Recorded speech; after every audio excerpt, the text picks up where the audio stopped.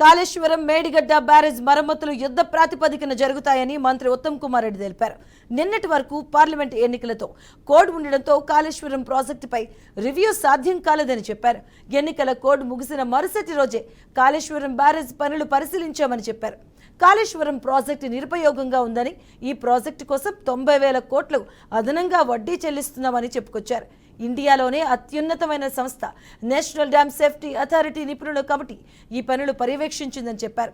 Kaleshwaram dam పునరుద్ధరణ సాధ్యమా కాదా అని ఎన్డీఎస్ఏను అడిగామన్నారు. ఇక ఆ కమిటీ అధికారులు బ్యారేజీలపై కొన్ని సూచనలు చేశారని తెలిపారు.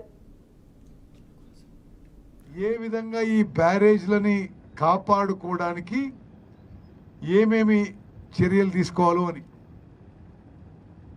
అదే విధంగా స్పష్టంగా రాసిండ్రు. 3 బ్యారేజీలు గేట్లు ఎత్తి పెట్టాలి.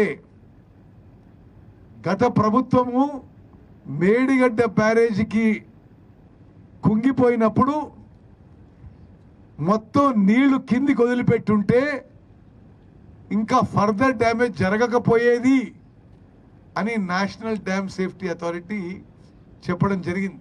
మేడిగడ్డలో అన్నారంలో జరుగుతున్న పనులకి కొంత సంతృప్తితో కొంత వేగవంతం చేయాలని చెప్పడం జరుగుతుంది.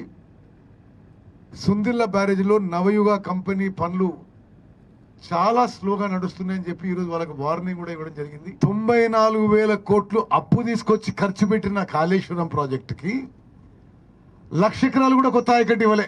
స్టెబిలైజేషన్ పేరుతో గత బీఆర్ఎస్ ప్రభుత్వం తెలంగాణ ప్రజల్ని మోసం చేసింది.